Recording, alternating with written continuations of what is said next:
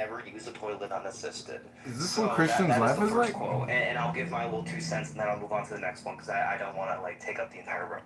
Is I was diagnosed with moderate to severe autism when I was 3 years old, and I kept the diagnosis for about 3 to 4 before. When I was around 8 to 10 years old, I was given the diagnosis of mild autism therapy. And I can tell you, I've been able to do all those things. As a matter of fact, the lady poems, Scott would know. but well, wait, second before you time. Ooh, hold Scott. let's just touch on that real quick. Love poems with Scott. When you say that, Uh-oh. here's what I interpret. I hear he's got some anecdotal. He's got some Awesome, boss. Good to see you. He's got some anecdotal specific cases in his mind that he's referencing to. He's saying like for example, he's saying like, picture this. He was on the road, when he was out touring and his thing, talking to people. He would have all these mothers. That's what he always talks about. What got him into this. So all these mothers would come up to him and say like, "What happened to my kid?" So he's probably, surely, he's just so stupid to think that all autistic people cannot use a toilet. Like, you must know that. Well, Holly, if I may, and I'll Holly, if I may, I am an elite young intellectual homosexual. Office, after the statements that he made that were so controversial to many autism rights communities, his office said that he was discussing those that were affected and/or severely affected by autism.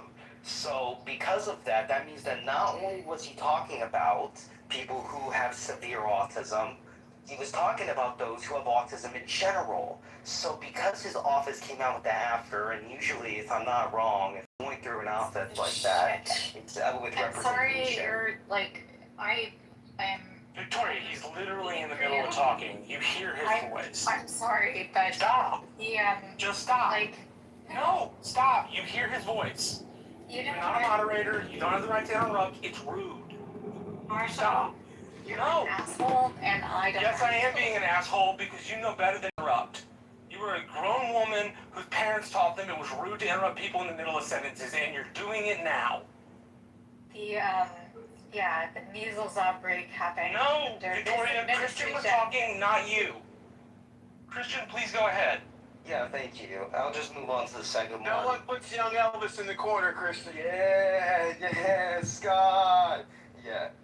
Thank you, Scott. Thank you. I'll move on to the second one, Holly. Let's see. So when he was talking about COVID-19, like ethnically targeting, he was at a private dinner in New York in July of 2023, and he was discussing bioweapons research. And he said, quote, "There's an argument that it is ethnically targeted. COVID-19 attacks certain races disproportionately. COVID-19 is targeted to attack Caucasians and black people, and the people who are most immune are Ashkenazi Jews and Chinese people." And he also used this same argument later, I think it was actually a year or two back, at a related conference yet again. It wasn't a private dinner, like it was spoken of there, but it was press released, and he went on to say some major things after that, but that's the main quote that we got from that based on the context. So yeah, I mean, am I to say that, RFK, is like a terrible person? Well, I mean, that's up to the interpretation, but these are things with context that we know he said and does have some sort of connection or belief to, and because of that, like I said earlier, I think he's a fucking...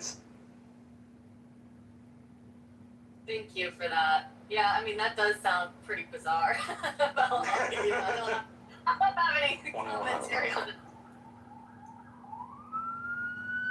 And again, I could be wrong. Maybe I'm just interpreting it wrong, but this was like a press release from a private dinner with like many high-ranking officials. And when they, just a quick little context and then I'll be done, when they actually ran tests regarding his statement that was later coming out, they didn't find anything that would support that argument or statement for COVID-19 protecting or going most toward Caucasian or black people. Rude and annoying. Who are you talking to, Marshall? Wait, what? Oh, I didn't realize my mic was open. I was dictating a message. I'm sorry. It didn't have anything to do with you. It had to do with Tori. I was dictating a message. I'm sorry. I'm sorry. Hey, hold on. I'm sorry. I lost my composure for a minute. Bless you, Marshall. Bless you, Marshall. But I mean, when they ran like tests and like different types of ways to be able to like find this information out and see if it's true or not, they didn't really find anything conclusive. They didn't give a yes or no answer. They just said it wasn't conclusive. So I don't know. It's pretty interesting stuff. I mean, we could go down the list of the things RFK has said and whether they're good or bad, but these are just a couple that have sparked my interest. And I've been like, whoa, can we go back real quick? Can we back? And if you want things that are or are not taken out of context, and I'll do my best to do this really quickly, and again, I'm on ChatGPT, but it's giving the sources multiple interviews, also at the 2025 HHS confirmation hearing, vaccines cause autism. More than 2 decades For of the research involving YouTube moderators, fact checkers, and compliance team, this is a podcast discussing the controversy surrounding Robert F. Kennedy for context purposes. I'm a journalist reporting from ChicagoNewsIncorporated.com, a subdivision of JohnKitoverNews.com. So if there's any medical misinformation being identified in this video, I have put it into context. Vaccines are the only medical products that not safety tested before licensing. That's on the Joe Rogan Experience and Fox News interviews. Again, vaccines are the only medical products not safety tested. That is false. Safety tested before licensing. That also is false. Next, no vaccine has ever been tested against a true placebo. No vaccine has ever been tested against a true placebo. That is incorrect as well. I've been in trials where vaccine. I was in a vaccine trial where it was placebo test. Exactly. Next, on the Lex Friedman podcast, no vaccine is safe and effective. He said that on the Lex Friedman podcast, although it was later disputed that he actually said that. Maybe he claims it was taken out of context as well. Next, COVID-19 vaccines were the deadliest vaccine ever made. Senate confirmation hearing. He claims it was the deadliest vaccine ever made. Senate confirmation hearing. Next, nobody knows how many lives COVID vaccines saved at the Senate testimony hearing. Okay?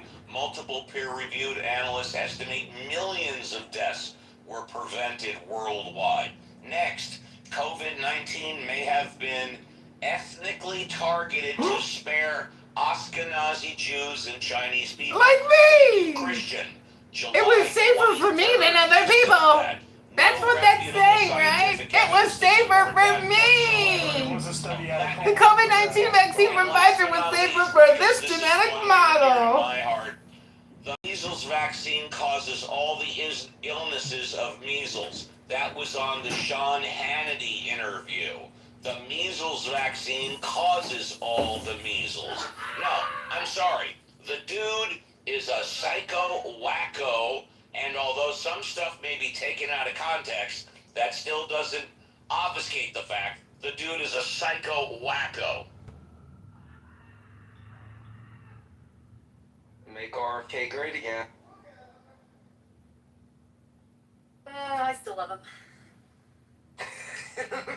And that's okay. You can love him a long time. I got no problem with that at all. No, and you know what? There's a lot of different people that I love. I love the other Kennedy, Senator Kennedy. I love that guy. He's a funny guy. There's a lot of different people I love. If you want to keep that opinion, please do. Yeah, in fact, speaking of the Kennedys, haven't the entire rest of the Kennedy family basically wrote off RFK? Didn't they basically disown him? Yeah. So essentially, a couple of days ago, and I think it might have been this week actually, Senator Kennedy the blue, the liberal. The guy who drove off the bridge. He essentially stated. That was Ted Kennedy. He's dead, sir. The name of the bridge. Oh, okay. Sorry, my bad. That was Chappaquiddick, and he's dead. Yeah, and essentially he was talking about how RFK's suggestions and general statements directed at autism and other controversial topics are completely stupid. And I think he put that out on social media pretty recently, and if he did not, he's definitely said it on an interview, because I've heard him on CNN 5,000 fucking times, and I never get his voice out of my head. And by the way, when you ask Holly, and I'm glad you asked this, what type of room this is a Reverend Scott room. Absolutely.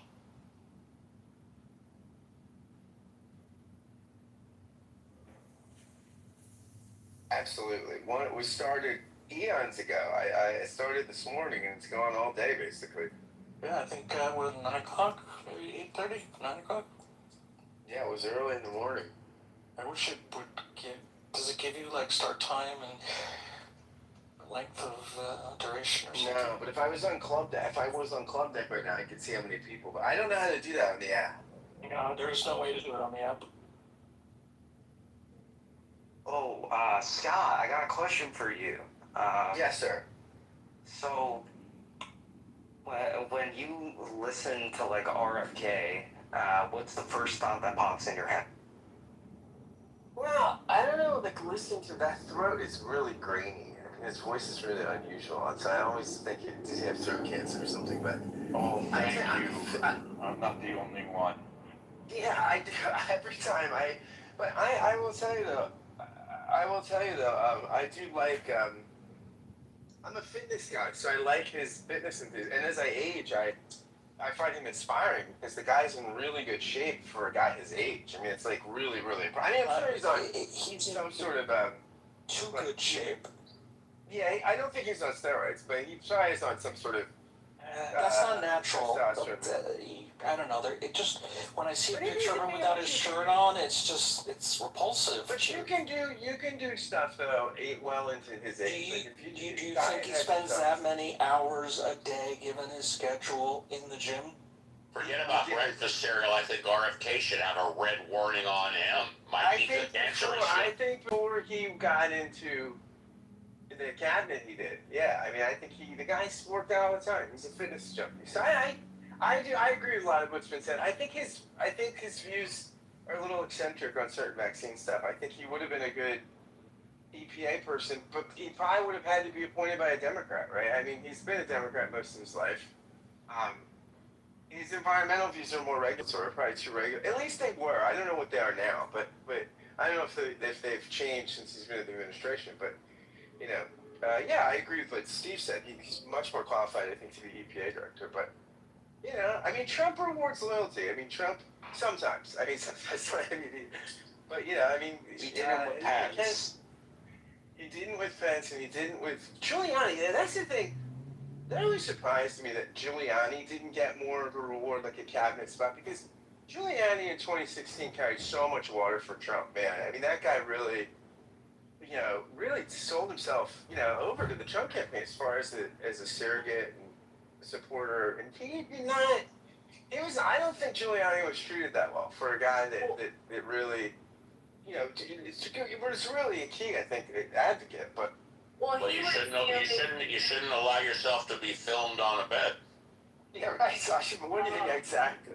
He was also had a lot of heat on him dealing with the election situation, right? He was involved in the whole Georgia election. Right, yeah. Yeah, so maybe that was part of it too. Oh, and Scott, I got one last question for you. Absolutely, buddy.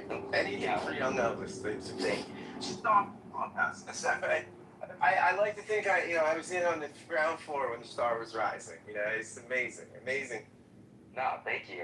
And yeah, I mean, the show is up and coming this upcoming weekend, so it's fantastic. But when you go to vote in the 2028 election and you have the choice between Gavin Newsom and you have G.D. Vance Pence or Ivanka Trump, whoever's running, I don't really know. Or I've heard a lot of different, Republicans step up to the plate. Who are you voting for? Because I think at this point it's like shit versus shit, and it's like we have no like good candidate. So like who are you going to vote for? Look, I will likely vote for the Democratic nominee, but I'd like to see that nominee be. My governor is great, Josh Shapiro. I think he would be a really great. Never make it through the process. I like Rahm Emanuel. He won't make it through the process. I think somebody that would make it through the process. That's tough. That's tough, right? I don't think Shapiro's running. He doesn't even have a war chest. Like, a lot of people were citing Gretchen Whitmer, and I think she would be a strong candidate on the Democrat side. However, ever since that FBI sting operation in which they were touting as she was being kidnapped, and then the fallout from that, she's been very much quiet and hasn't accumulated a massive war chest. They keep throwing her name up there, but she hasn't come out, and in fact, she said the opposite, and she hasn't built a war chest. The only one that's done it is what's his name out of Pritzker, and then yes, and then Newsom. Well, Pritzker just writes a check to himself. I think Newsom will be a weak candidate. I think Kamala Harris showed us that for Democrats, somebody that went statewide in California, that doesn't mean much. I don't think. I mean, Whitmer, I agree. Before the FBI, would have been stronger. I think anybody from a swing state. That's why I like Shapiro as a swing state governor. But I don't know. I mean, I don't know who could get the nomination. But Shapiro can deliver Pennsylvania for Kamala. That's where I'm saying he's not going to make it through. Like, even he probably won't make it through. It wasn't that he couldn't deliver. Kamala couldn't deliver Pennsylvania for Kamala. She was a weaker candidate. Like, all the swing states went for the opposite candidate. I don't think it was Shapiro. One of the problems she had, the Philadelphia Democratic chair had been worked with by every Democratic campaign since Bill Clinton. Her campaign never even bothered to pick up the phone and call the man. You didn't even get a phone call to say, hey, we're coming through the city, we really need your help to set up a rally. Right? Like, I've got to go to this Ken Paxton thing, and I'm not a Ken Paxton fan. But Ken Paxton's staff is coordinated with the local GOP. They've coordinated with the young people's groups. They've coordinated with everybody and their mother. Right? Because that's what you do when you come into a town for a rally. I mean, she shot herself in the foot like it was going out of style. Josh Shapiro couldn't deliver for her if she wasn't even going to put in an effort.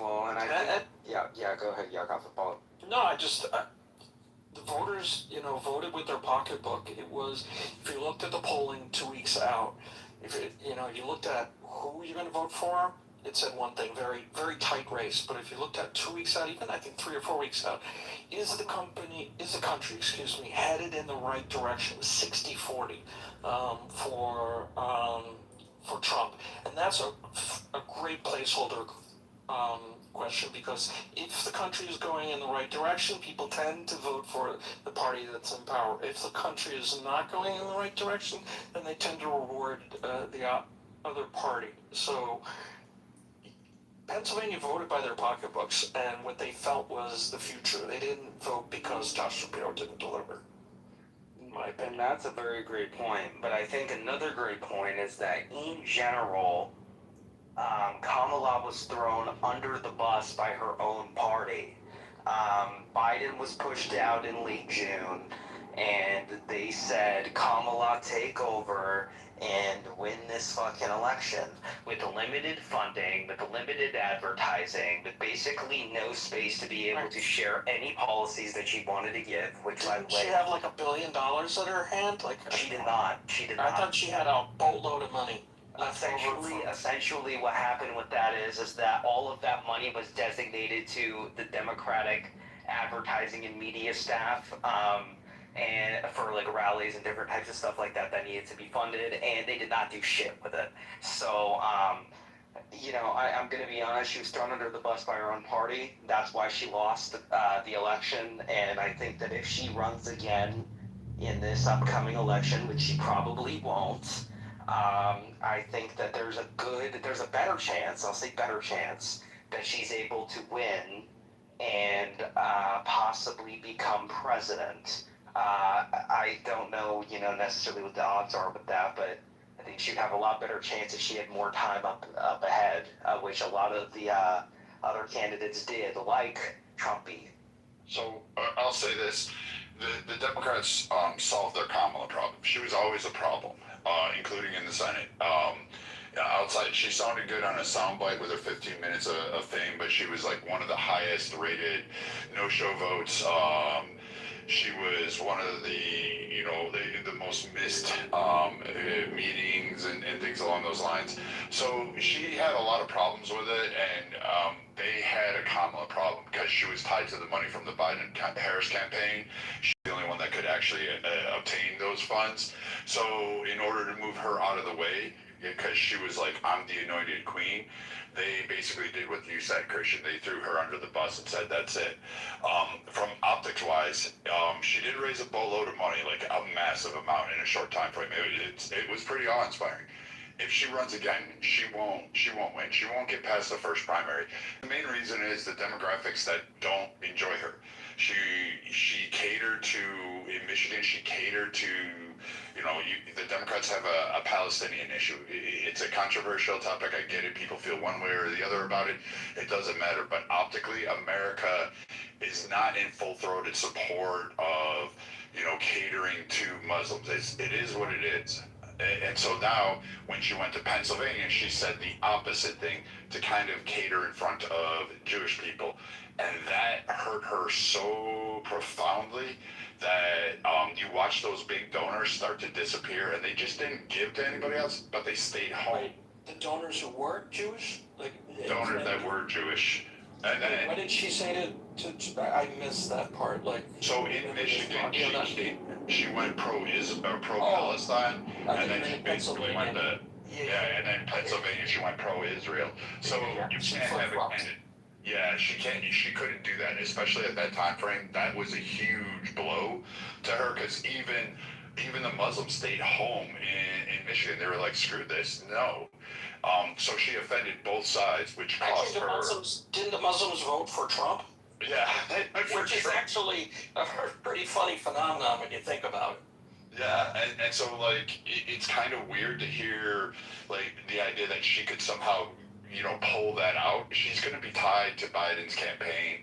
And let's be honest, Democrats themselves have moved on. They don't want her. They don't want him. They don't want the legacy. Only on Clubhouse do you hear this cheering, but in the streets, they don't want it. And you're seeing a more populist separatist movement in the country of where they're really, trying to find something new. They're willing to throw everything at the wall and see if it sticks, but they don't want they don't even want Bernie anymore. You just don't see that effect.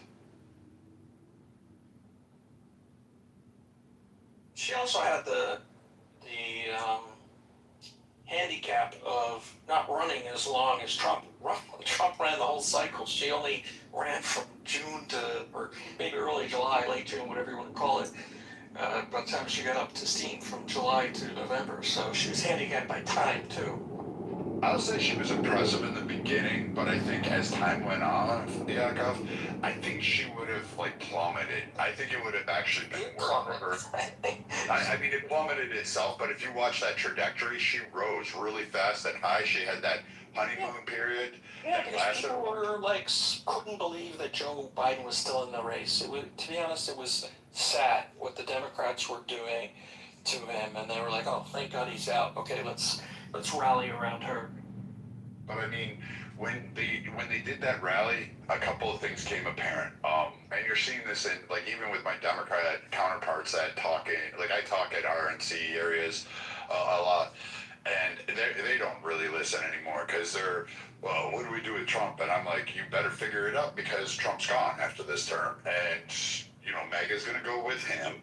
Just like the Tea Party movement went, it's going to fade, and then you're going to have to build the next coalition. You better figure out what you're going to do before the Democrats come up with their big wave, because you're going to get someone with a charismatic figure like Clinton, who's going to come in on the Democrat side, and he's going to push his agenda over. And if he's more moderate and caters to that middle, he's going to have really strong legs. You're not going to win anything. just fortunately for the Republicans, they don't have anyone. I think their best shot is Rubio, and I think Rubio takes it. I'm already voting for Rubio. That's how confident I am. Just like in Vance, he just looks angry all the time.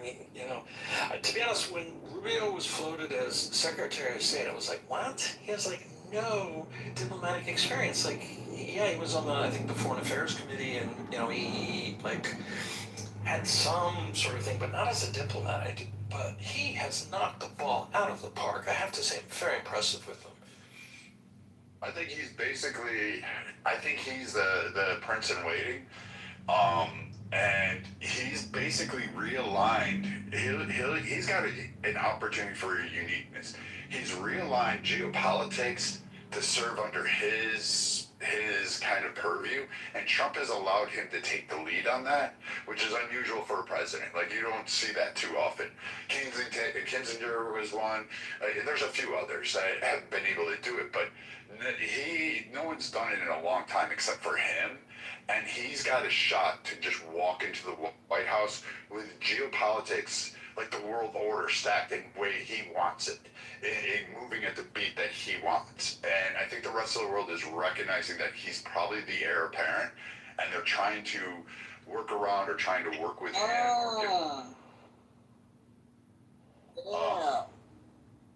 In regards to what he is going to do, because again, the rest of the world is watching our elections and saying who's going to be the next. I agree.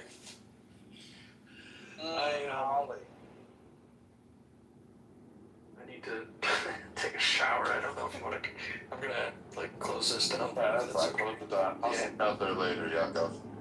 What? I'll see you later. Yeah. Take care. It's always nice chatting with you. Bye. Bye.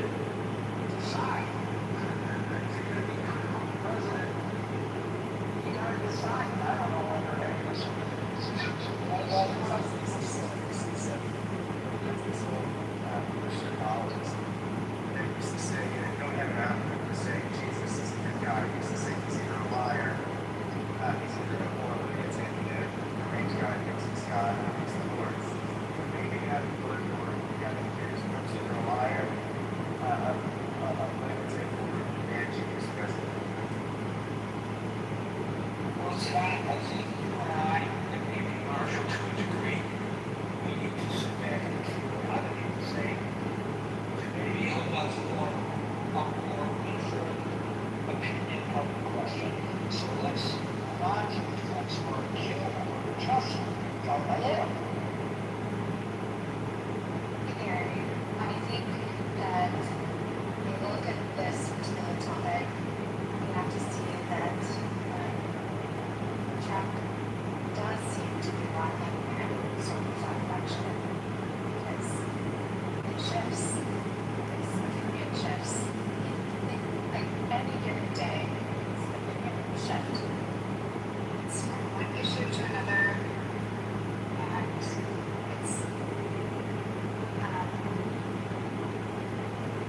the idea that he might be doing something that would benefit his family, I think is reasonable to discern based on the fact that stock markets rise and fall based on the timing of the street. Tweets right before the markets are up. East Coast. There's that. I think that it's unreasonable that us taxpayers have to believe that we are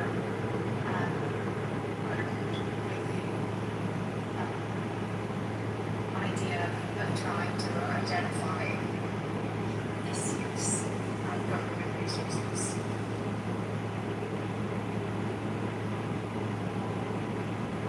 Which is something that will have to be calculated. Neurodivergent. Either dies or ends his career.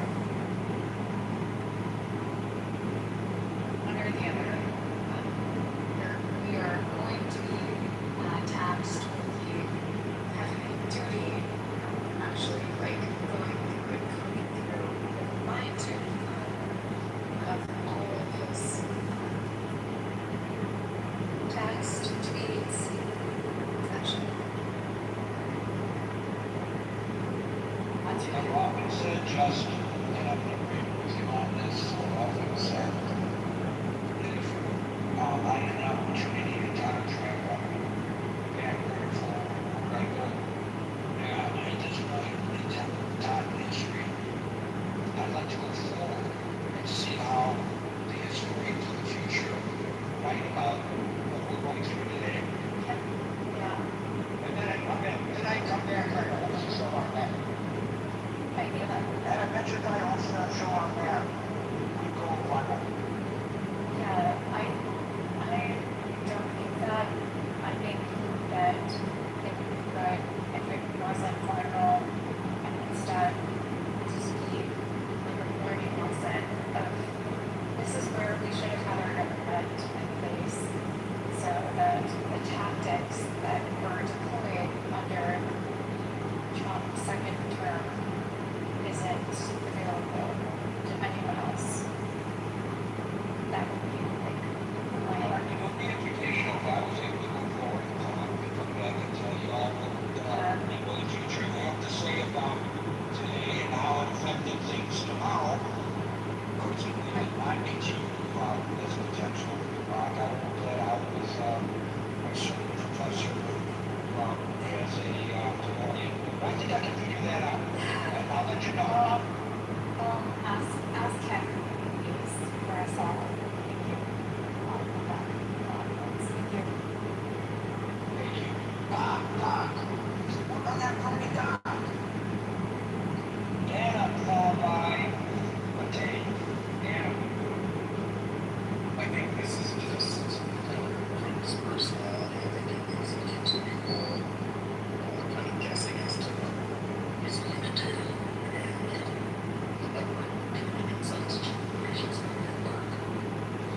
I think the problem he faces now is that he's victimized people who like to fight.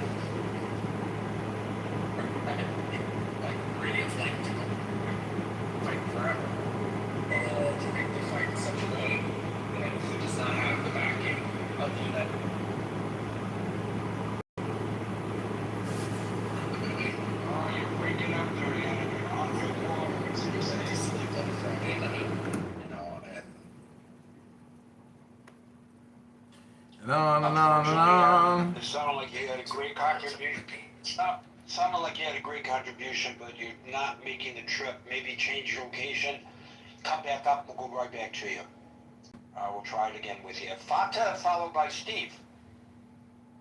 Hey, good afternoon, ladies and gentlemen. Gary, it's first time actually I'm coming on your stage, so is there a time frame that we can speak, or? There's no set time frame, but if you start putting the moderator to sleep, we'll move on. No, actually, I'll try not to. Clearly when we're saying that what actually Trump is doing is lack of direction, we gotta spend more time on what Trump has done from the day that he became president for the second term, or as everyone says, 47th president of the United States. I will play a clip that it's for 2016, when actually President Trump even wasn't president at that time. And if I'm allowed to, obviously, with your permission, that he talks about how, especially when it comes to the foreign policy, we're saying everything we should avoid that. So can I do that, Gary? Yeah, go ahead. Okay, Just talk until I tell you you can't. How about let's do it? Cool, yeah. Because that actually helps you as well. I'm not sure if you ever seen that clip, but it's gonna be interesting. Just give me a minute. You want to play a clip? Is it short? It's not short, but I'll just play the portion that it's important.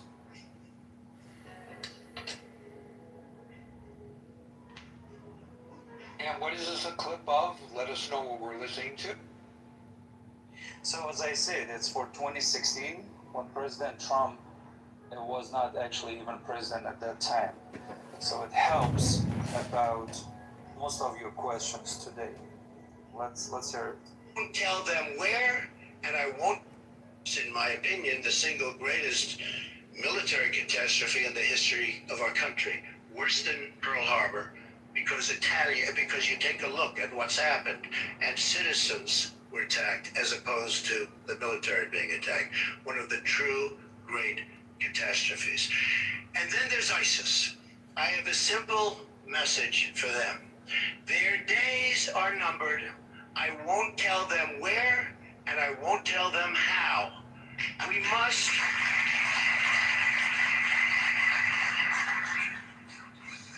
must, as a nation, be more unpredictable. We are totally predictable. We tell everything. We're sending troops, we tell them. We're sending something else, we have a news conference. We have to be unpredictable. And we have to be unpredictable starting now. But they're going to be... Okay, we got it, Fatah. So what you're suggesting is that the president is deliberately being unpredictable, to use his terminology here, to throw our enemies off. Absolutely. So that was a big portion of my point. So obviously, for the first time, for first 4 years that he was president, as we all know, I was way younger at the time. I wasn't in politics that much, but even as a student, I could tell there is a huge difference between when Obama's speech and Trump's speeches. Obama uses way more, I would say, politically phrases which Trump is not familiar with. So, but in the second term, which is the past year and a half and 2 years, we can clearly see that there's a lot of changes in the way that he's being a president of the United States. So I'm trying to make it as short as possible, but my point is we're not being honest with ourselves if we say President Trump doesn't have a strategy when it comes to Iran. What he was doing in the beginning of the war, in the beginning of his presidency last year, he started dealing with Iran in the first days, if you remember, and he brought it up the nuclear bomb issues, like I would say in first 45 days when he was in office, because he very well knew how this regime is, how they're gonna act, and how they are trying to buy time and jumping from this president to the next one, and hopefully they're gonna do the same thing what they did with the JCPOA, that it bought them a lot of times, like years and years of talking and negotiation, which resulting of getting billions of cash from the great country of United States. On the other hand, President Trump knew what he's gonna get into, so he started as soon as possible when he got into the office. He gave them 60 days. The Israel attacked them in the 61st day. For the second time, when as they call 40 days war, he was kind of hoping that he could get the same result in Venezuela. So what he got in Venezuela, I was saying that obviously in Clubhouse, as a Kurdish, we have our own rooms. I say that thousands of times in our rooms that this is not going to work.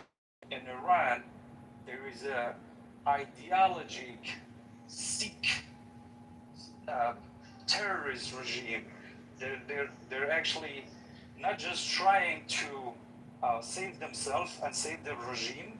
They're actually trying to export their ideology out of the country. So this is not Venezuela that the President Trump can have a short a victory in a short period of time. It's going to be way longer, more costly, but even the results going to be better because 90-some plus millions people of Iran, they're going to be finally free after 47 years. So let's take your theory and place it to a test using one of the examples that I stated during the opening salvo, and it has to do with the underground uranium, and his first saying that we're going to get all that nuclear dust, as he calls it, and then later saying, well, I don't care about that. That's so far underground. We'll keep an eye on them. We got satellites. We know every move that they're making. We don't really need to do so. How does that play into keeping the enemy off balance, to use your suggestion?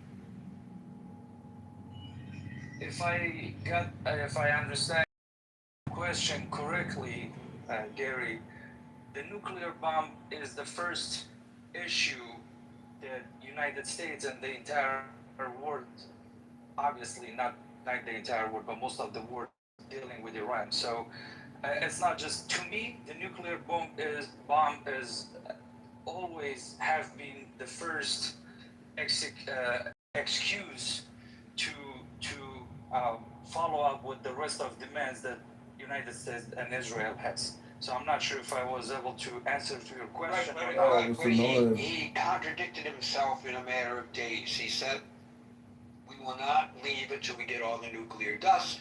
And then later in an interview said, I'm not worried about any of that subterranean stuff that they have. We can keep an eye on it. Don't worry about it. I don't worry about that. So that's a direct contradiction. Now you're proposing that he directly contradicts himself in order to throw the enemy off kilter. How does that help in that regard? So if you're actually asking about, I'm coming back to the clip that I played. So it's just comes back to, it's kind of really hard to predict President Trump's next move. When he says something and he says another thing next day, I personally am okay with that, which most of people suggesting to be. He did the same thing in the first few minutes when the war started on February 28th. He told the IRGC people to lay down their weapon. The Iranian people, is the day that you've been waiting for so long. And then as things moved on, and it was not actually the way that they thought it's going to be in Straits of Hormuz, they changed their plan, and now they're coming back to that plan. So I'm trying to answer your question in my perspective. So it's not just the nuclear dust, what he says, and if he says something else the next day, it's all about the plan that him and his administration are following it and doing it daily until get to the point that there is no terrorist or such a thing as terrorist regime as IRGC or Islamic Republic of Iran. So to use your example rather than mine, he's not just speaking to the mullahs.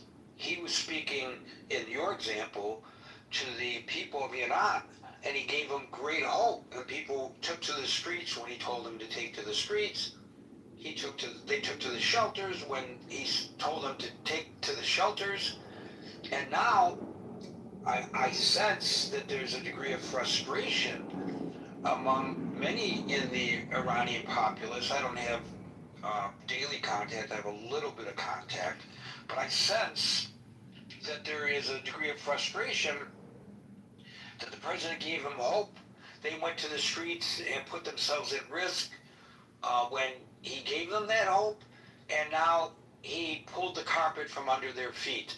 So, and as you say, it was because of a change in strategy because of the Strait of Hormuz, but nevertheless, the contradictions don't just affect the enemy, the contradictions affect the people that we purport to be liberating. But Gary, if you probably it's the language barrier between me and you. As you paid attention, if you paid attention, I say that he was seeking for similar victory like so he thought, I don't know how the CIA and Mossad should be smarter than that, but what I was reading it was he thought by killing first and second and third layer of people who have a power in Iran, that would be kind of a victory for him and a freedom for Iran without getting more people killed in Iran.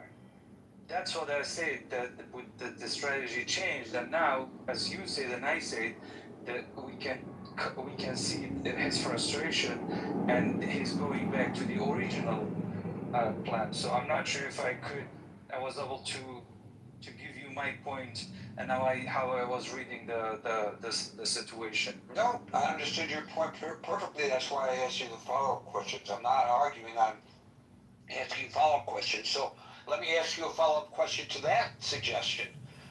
Why didn't they just continue to their policy of decapitation? It's worked. The Israelis have done it very well with regard to Hamas and other terrorist organizations. They just continue to decapitate. Nobody wants to be the next one to get promoted because there's a bullseye on you once you get promoted. So why did they stop then the tactic of decapitation? It doesn't happen overnight with, they killed the Ayatollah. Well, now his son is the Ayatollah. I mean, why did they just continue that strategy? Why would this president say, okay, we're going to switch to another strategy now? Gary, in 1999, when the United States was bombing Serbia, if I'm not mistaken, it was Milosevic, if I'm saying it right. United States bombed about 78 to 80 days, if I'm not mistaken. And at that time, they bombed museums, hospitals, where, if it was necessary, power plants, bridges. At 40 days, when they were decapitating, if I'm saying the word correctly as you say it, they were pretty much out of targets militarily. As you probably see on the flags that I have on the picture, I'm Kurds, so from the Iranian Kurdistan. Just the Kurdish parts alone, they hit about 10,000 plus targets. Overall in Iran, they targeted more than 18,000 places, wherever and whatever was related to military. So at the 40 days, they were kind of out of options to attacking military places. Now, if these war starts, as you say, the decapitation, it's going to be way more sensitive targets and sensitive places. So my reading was the President Trump was giving the regime in Iran a chance to lay down their power, leave if they want, stay if they want, but they has to change their ideology, which is it's impossible because there is no lose when it comes to ideology. You can kill someone who believes in Hamas ideology, but you cannot change their beliefs. So to answer to your question, I would say they were pretty much right at the point. If they were going to continue attacking Iran, it had to be the bridges and power plants and stuff. So they just gave them. So I'm going to ask you one final question and then move on. And I'm only doing so because you're an excellent contributor, and I appreciate your perspective. And recognizing that the Kurdish population is not monolithic, but that the viewpoint varies based on geography. But we all know that this country has asked the Kurds to step up and fight on our behalf in a number of conflicts, and they do so in the hopes that somewhere along the line they will be rewarded with the nation of Kurdistan, which I fully understand and appreciate that desire for your own homeland. But we've always failed you in the end. And do you see this being analogous with the Iranian people, with the Persians, that we build them up and then we let them down? Gary, yes and no. Well, when we're talking about the Kurdistan, talking about an independence Kurdistan as different subjects, different matters, talking about the war right now, what's going on in Iran, and the Kurdish geography or the Kurdish party in Iran is different matter and different subjects. So when we're talking about the current war, we're talking about the Kurds, or actually, at least some groups of people that I'm representing or I'm living with or I'm trying to be their voice are the people that we're talking about condemning or let me see if I can find the right word for it. Finishing this regime, okay? The independence is different subjects. So when I say yes and no, you have not failed us, as not you personally, as United States. The Kurds in Rojava or in Syria, they have different ideology that they're clearly themselves, they're saying that they're not seeking for independence. On the other hand, the Druzes are seeking for independence and they're getting support. So it comes back to us as a Kurds in which part we're seeking what. So, but we can see it in Iraqi Kurdistan, even though that we're not independent as a Kurds in Iraq, but we have semi-autonomy, that we have pretty much all the rights that a country, pretty much not all of it, but pretty much we have all the rights that we need. And we always had United States support. The president of the Kurdistan party in Iraq, or as we call it, Bashar, or Southern Kurdistan, just signed an agreement a year ago with this administration worth of $70 billion, if I'm not mistaken, or almost $100 billion. And every time we asked their help, United States was there for us. So it's really yes and no. It's too deep. It depends how you look at it and how you're gonna read it, Gary. I hope I was helpful to your question. Yeah, and you shouldn't be concerned about your ability to communicate. You communicated beautifully, and you were an excellent contributor, and we invite you to come back and contribute more often. Thank you, Fateh. By the way, is it Fateh? Do I say your name right? Fateh? I always get people's names right. Okay, well, next time you'll correct me if I have it wrong. Steve, followed by Daryl. Yeah, Gary. Let me be sure because I missed your opening monologue here. What flip-flopping are we discussing?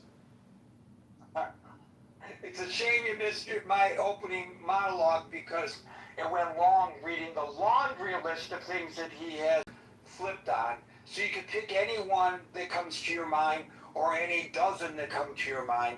The question is, does he do this because he's impetuous?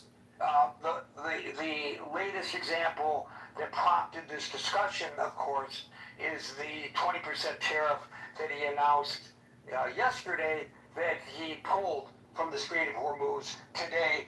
That one lasted, that policy pronounced by the President of the United States to the world lasted 26 hours before he reneged on it.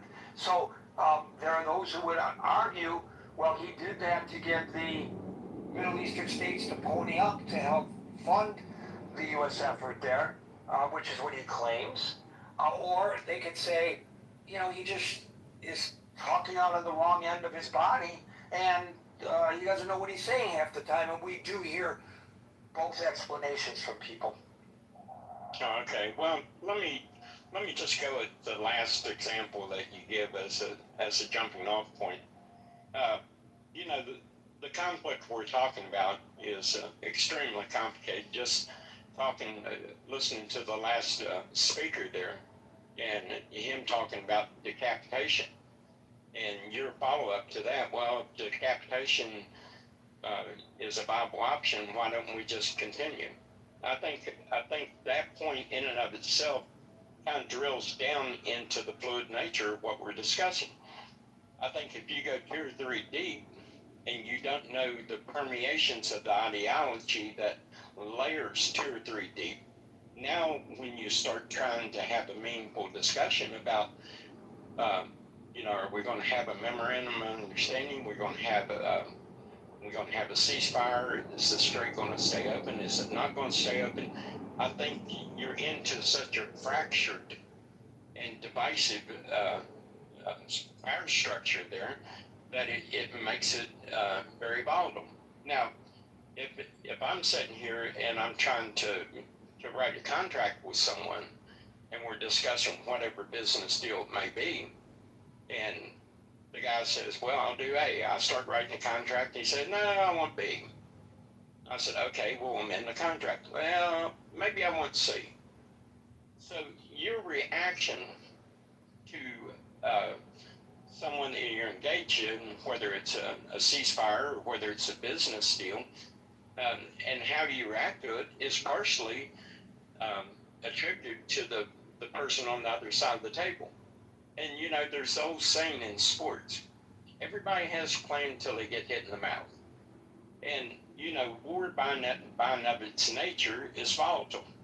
So when we're talking about this proposed tariff or not tariff, there could be things like this. There could be things that the Gulf states are starting to be reticent about what's going on. They're starting to feel some pain from this come and go in the Strait of Hormuz to move their oil out. Maybe they're getting cold feet. Maybe they're not. Maybe he throws this out here, and after he throws it out, he gets on the phone and says, "Hey guys, we got to come to some kind of understanding here. We got to see this through, or we're going to have problems." We don't know that conversation. We don't know the extent, whether it's cold feet or whether they're all in. We don't know. So to draw a conclusion about what you may be doing to try to ramp up the pressure, is that a good word for this? To make everybody fall in line, to exert the type of pressure that needs to be put on to make them more genuine at the bargaining table. I mean, who knows? And that very well could contribute to this kind of behavior. On the other hand, and you know, not to say there's not a yin and yang to this. Maybe he just got pissed one night and said, "Well, the hell with him. I'm gonna put a tariff on him." Maybe Rubio comes in and says, "Hey man, you know you can't do that. This ain't cool." band sits him down, talks to him, and says, "You got a little off key there." That could be too. I mean, so I don't know, but I do know this, that particular situation, because of the type of people that we're dealing with, the ideology at play here, the economic disruptions that's being generated from this, and Trump trying to bend this off on his political flank at home and prosecute war, because this is going to be used against him in the midterms. So he's thinking about that. He's trying to mitigate gas prices. He's trying to move on, manage, it's like herding cats, so to speak. It's a very difficult thing. Now, is that attributed to what went on here? It's a possibility. It could have been a hardball tactic to the Gulf states. Hey, dude, yeah, you're going to take a little punishment here, but in the aggregate and long term, then once we see this thing through, it's going to be better. You're not going to have some madman sitting off your coast at any time could obliterate you. So you guys need to check yourself and get in line, and let's see this through. That could be. The other part could be too. And so I don't know. But to say that all these things in a very complex and multidimensional situation, especially something that involves war, where you're trying to fend off your political allies on your backside while you're trying to prosecute against a very unstable and ideologically driven regime that's fractured 2 or 3 deep, that you don't know who's in charge or what their reaction is going to be. I think in and of itself, that leads to volatility. Volatility leads to rapid responses to volatility. So, that's my best take on that particular example. And I wouldn't read too much into that without knowing the granular details from behind the scenes here. That's a good observation, Steve, but if we look at the president and we look at it in the aggregate, this is a tactic that he uses consistently. It's not just in the volatility of dealing with an enemy who you don't even know who you're negotiating with. Let me throw another one that I use as an example. I think I tossed out about a dozen examples. The steel and aluminum exemptions. After he rocked the global markets announcing a blanket 25% steel and 10% aluminum tariff on all foreign nations in 2018, he then retreated over the following weeks. He granted exemptions to Canada, Mexico, Europe, Australia, other key allies.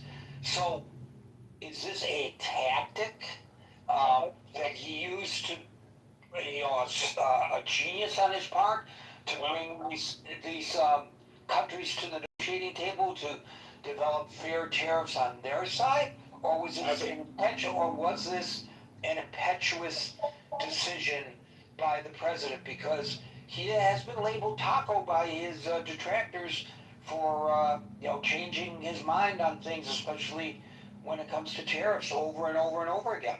Well, I think in that particular example you're talking about there, it's well documented the predatory nature of some foreign countries that's subsidizing their steel and their aluminum to decimate our markets here. Now, the question you have to ask yourself, was those people that were subsidizing and selling steel and different metals in the United States, which is absolutely a national security risk, that if you can't produce these things and you get into a war and you got to make tanks, you got to make planes, you got to make rifles, and you don't have the capacity to do this is national security. Then you have to ask yourself this: who was the villain in this? China's been perpetually at it. Japan at one time was a major player in the steel industry, dumping steel. This is something I know as a reporter is well documented. Now, the question was this damage coming primarily from Asia? Was it coming from Europe? Was it coming from Canada? Was it coming from Mexico? The examples that you laid out that he retracted from. Maybe it could be, let me throw this out as a possibility, that one of his advisors said, "Hey, Mr. President, we may be getting too broad here, because that may account for 5%, but 90% of it is coming from Asia. So pull that back. Let's focus the thing on where the real damage is coming from, and let's take it from there. I would think that would be a very reasonable thing, and might explain that. Do you disagree? No, but then the question becomes, why didn't he talk to the advisors before imposing a blanket tariff, to use this example? Well, there you go. That's just, there is some impetuous nature to the decision. But, you can be impetuous and you can be stubborn. You can hold on to your impetuous reaction, or you can be impetuous and then someone can bring more facts to the table that maybe in the heat of the moment you weren't clearly thinking through, and have them address it to you and say, yeah, I might have been wrong here. Maybe I need to pull back. The guy that you need to worry about is the guy that will be impetuous and will be stringently, dogmatically holding on to that decision no matter what facts come in. Again, on this steel and aluminum stuff, the damage to the U.S. economy and the steel mills and the aluminum mills was not being done primarily from Europe. It was not being done primarily from Canada or Mexico. Probably Mexico had a little bit in it, but it was primarily the Asian markets that was trying to get market share and was dumping this stuff below the manufacturing costs. And why we ever allowed this to go on is a crime against the American people. And I'll leave it there. Thank you, Steve. We'll go to Daryl, followed by Moran. Hey, Gary, can you hear me? Nope. Okay, so, a couple of things. So, the vast majority... Why do you ask me? Why do you ask me? If I say yes, you talk. If I say no, you talk. Why do you even ask me? Well, because remember before I was having this problem and you would be like, Daryl, I can't hear you, Daryl, I can't hear you. I guess whatever the gods, the close gods fixed it. So Just presume I can hear you. Gotcha. If I don't hear you, I'll let... Gotcha. So the vast majority of the oil that's transiting the Strait has already been paid for, right? So when he said this yesterday, there were a lot of people scratching their heads because they were wondering, well, how exactly can you execute on tariff, one? And two, if I were like, let's say, a country that has already purchased this oil, and you're now going to tariff me for oil I've already purchased, could this be considered an act of economic aggression? And I think, this is just me personally, I think he said this just in his manic modes. And, to Steve's point, someone probably came and said, hey, you can't do that,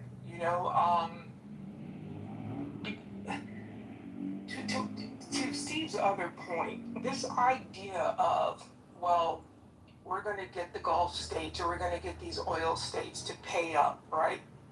But they're already paying up, the whole, and I've talked about this a million times, and I know people are hearing me, is that when we negotiated the petrodollar, the agreement that Henry Kissinger made with the oil producing countries is that we will provide them with military protection if they settle their trades in US dollars. So someone is telling him, hey, we've already negotiated this thing. Historically, you can see after we started putting bases around the Gulf states, particularly in oil producing countries, that was the agreement that Nixon and Kissinger negotiated. I just don't think he actually understands what is actually happening. I don't think he has enough knowledge of what has happened. And this is why someone has to then come and tell him after he's tweeted or truthed, I don't know what you're supposed to call it anymore, that he's already saying something, and the smarter brains in the room have to come in, pull him in, and say, hey, you can't do that. Again, if I were a nation that is buying that oil, that is transiting the Strait, and I've already paid for it, and you're then going to come and tell me that there's a tariff on it, this is almost like an episode of The Sopranos, where they go around to the local businesses and, hey, you have to pay us for protection, and so we're going to make sure that nothing happens to you, but you're going to give us 10% or 20% of your business. I just don't think he actually understands what's happening or how things work. And I think every time he does this, the reason that I don't even want to call him flip-flopping, because I just don't think he understands what he's doing half the time.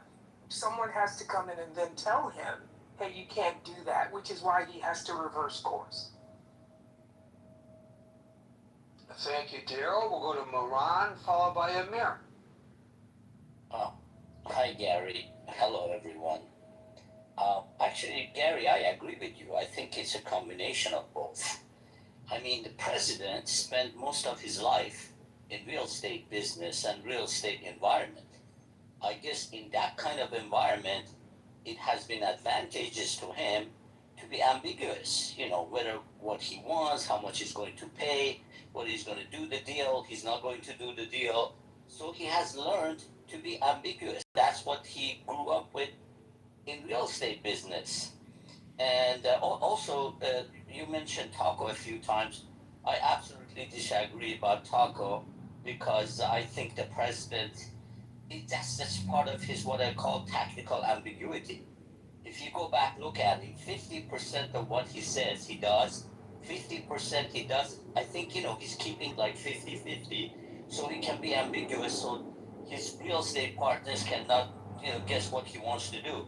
That may come across as Taco to some, but this president has already attacked Iran 3 times in his second term. That's hardly a Taco. I mean, this guy is not chickening out. When he wants to do something, he does it. But he doesn't do everything he says. He only does 50% of what he says. So we have to keep that in mind. But, Gary, this stuff might be good in real estate business, but this is horrible when it comes to foreign policy, because nobody trusts what this guy says, because you can't be sure. Is this part of the 50% he's going to do, or is it part of 50% he's just bluffing? He's not going to do. And that's the issue, the difficulty with Trump, because you don't know what he's doing, and that's why whether they're your adversary or your allies, they can't trust what you're saying, and that's really bad in foreign policy. And unfortunately, he has surrounded himself with people. He handpicked in his second term all the people who would not mention that to him, and because the experience showed from the first term, if you tell him that, you're out. You're going to get kicked out of the administration. And these guys would give an arm and a leg to stay in power, to stay in the White House, have access to the president, the strongest, man in the world. So, unfortunately, most of these guys are not going to mention it to him, and he's an 80-year-old guy. He's not going to change tactics. He's going to remain the same. We just have to wait till his term is over. Otherwise, this is intentional, it's deliberate, it's something he picked up in real estate, and he's going to continue to do it. And it's not out of cowardice or he chickens out. He does 50% of what he says, not everything. Thank you, Gary. So, Moran, you added to the conversation an aspect that I had not mentioned and nobody heretofore has, and that has to do with when it's frustrating when I or you don't know whether to question or accept the veracity of something the President of the United States makes. But I think you've underscored another issue, and that has to do with other nations and how they view us. Again, as Fateh had suggested earlier, this may be deliberate, that he wants to keep everybody, friends, allies, enemies, a little off kilter, not knowing which way we're going. But I guess you're suggesting that in the aggregate, that's really not a good tactic, even if it is intentional. Absolutely, Gary. This is bad, because your allies don't know whether they can trust you. And I mean, when it comes to your security and international affairs, this is not real estate. This is a matter of life and death. It's not a matter of whether you lose a deal or not, whether you make some money or not. These people have to go find alternatives. As we can see, the Europeans are trying to strengthen NATO without US. Germany is rearming. Japan is doing the same.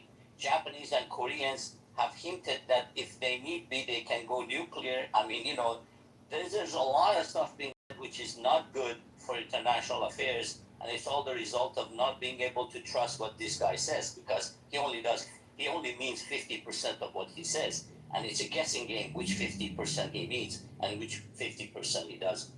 Or you can mean it today and then 26 hours later change his mind, as we saw last night. Yeah, that's his tactic. You can't tell. You know, he can always say that was the 50% I didn't mean. So he can change his mind. This way he covers himself. Anyway, that's what he is. By the way, at the end of the our gathering here, I'm going to have some breaking news on the reflecting pool. That was, if you want a sneak preview of it, click on the main chat above and see what William posted and what I researched and found based on his posting. You're going to think that this came from The Onion. When you hear the real damage to the reflecting pool. Anyway, that's not today's topic, but I want to end on that note in a few minutes because I'm stunned. I'm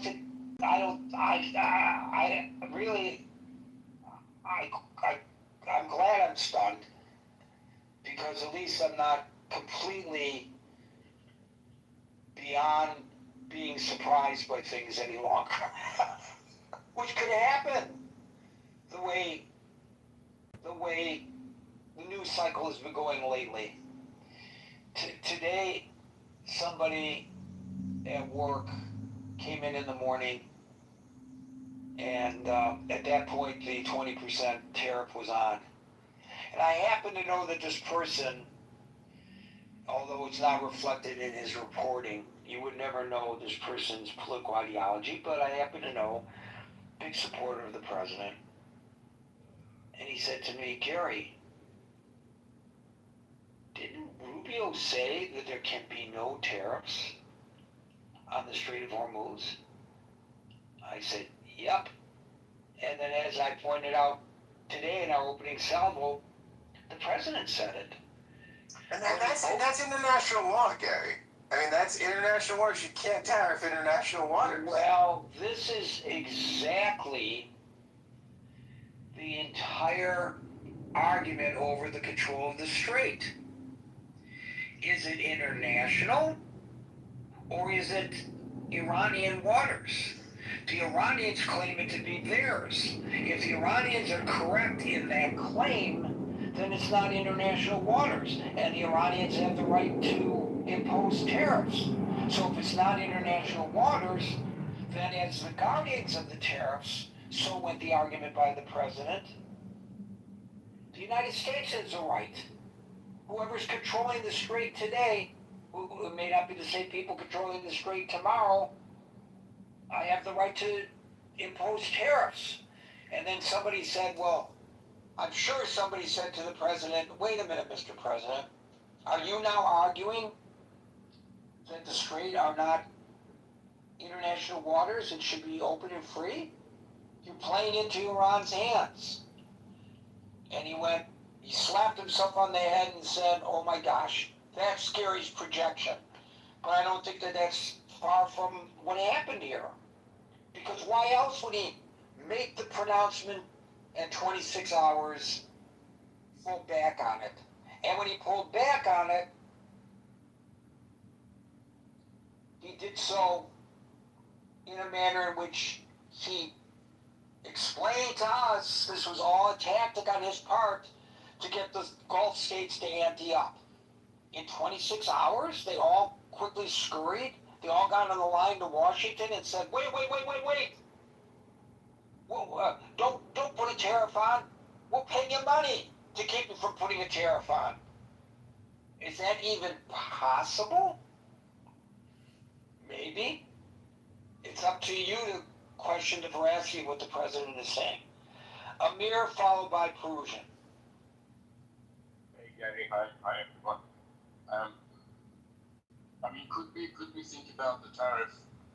I don't want to be sounding like defending Trump here, but could we not be thinking of tariff as protection? I mean, if the U.S. Navy is providing protection for the ships, then do they not sort of have a point in this? Call it tariff, call it protection money, whatever. Anyway, that's a side point. Yeah, I mean, I agree. Trump is obviously flip-flopping in terms of what he says. But does that really flip-flopping in terms of what he does? I'm not so sure, to be honest with you. I'm not sure the evidence supports that. It could well be that flip-flopping in terms of what he says is nothing more than, shot across the bow to deter the enemy in terms of, for example, the examples that you mentioned, Gary, in terms of tariffs or other sort of negotiation tactics which you referred to. It could well be kind of in that context, but to me it seems that in terms of his action, at least since February 28th, he has acted, or shall we say reacted, kind of in accordance with the events on the ground. I mean, okay, we can all sort of argue either way on this, but if you construct a narrative that one could construct in favor of, shall we say, to think positive in terms of what he's been doing, you could mention that he hasn't really flip-flopped. I mean, from the outset, Trump, what did he say? From the outset, he had two very distinct objectives. He had said already that he wants to change the regime from within. In other words, he wanted somebody to come up from within the ranks of the existing regime. I mean, he called it regime change because he got rid of the top layer, shall we say. So the leader and kind of his close cronies were eliminated. And of course, a large portion of the military and military-related industries were hit very hard in the following sort of 40-day war. Then he offered the pause. So, I mean, he wanted to see if the regime is prepared to surrender, and that was the thing that he's always sort of not flip-flopped on. He's talked about regime change in terms of surrendering. Now, that was followed by the negotiations in Pakistan, then that led to the 14-point MOU. Now, the second point that I think is still, he can be regarded as consistent, is the objective that the MOU had. It kind of has several faults, and I don't want to bore everybody here, but first and foremost, it was to calm the markets. Especially the oil market, it reached 120 during the 40-day war, and as a result of the MOU, it fell down to below $70, I think. So the second aspect, it was to kind of observe, shall we say, or monitor the internal power struggle in Iran, which by the way is still ongoing, and it is getting worse. So that's another aspect which is, you can give him credit for. The third was to kind of readjust the relationship which he kind of fucked up with NATO, with the allies in NATO. And we've recently seen in the NATO meeting in Istanbul, in Turkey, that he's actually turned a new leaf and is really working hard on it. So much so that we had the UK listing IRGC as a terrorist group. Now that, as you know, has a lot of repercussions. I mean, for London, I mean, you may know that it's been a kind of a leaky Western capital for IRGC, which is no longer is going to be the case. So he hasn't, he has flipped on this account, So he's putting something wrong that he was doing initially, he's putting it right. I mean, there are other aspects too, but I'm going to leave it there. So, I mean, just to summarize, I think, well, I mean, I could be wrong, I'm just guessing, like everybody else to some extent. I mean, Trump has a strategy, but he's facing a formidable adversary. And it's not easy to deal with Iran with the way that they operate and their kind of distributed matrix management in politics and in military. So unless you go kind of all out war and target the essential infrastructures that Fateh, for example, mentioned, you don't really have a choice other than do what Trump has been doing. Right, but we're not just talking about Iran in a vacuum. We're talking about 1.5 terms in office in which he has consistently changed his position on things quite rapidly. So, as I said to Steve, there may be some unique reasons with regard to our dealings with Iran, but in general, this is his way of doing business as President of the United States. And so I redirect to the question at hand, is this a lack of direction on the part of the President, or is this always a deliberate tactic? So in terms of actual actions that is sort of fed into some deeds taking place and having a real consequence, what example would you give? Well, I raised that issue in my opening salvo. I said that, I gave the argument and the counter argument, and one of the points that I made was that some people, might say they might not like the president's demeanor, they might think that it's atypical, but also if you look at it in the aggregate, and I've heard people argue this right on this stage, in general, if you look at it in the aggregate, he's very successful in getting what he needs to get done or wants to get done, and that he's accelerated this kind of a tactic in the second term because he was unable to get everything he wanted in the first term. I don't know, does that answer your question? Really, I mean, I'm not a fan of Trump personality in court, but I want to understand what in material effect has he flip-flopped on, which has resulted I read a dozen different things that he flip-flopped on. I mean, I'm not going to go through them all again now, but he's flip-flopped consistently on issues over and over and over again. The tariffs is a prime example.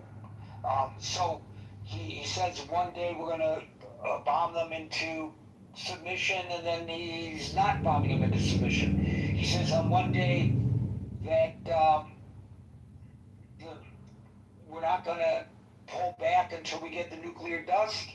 Then he says, I don't care about what's happening subterranean.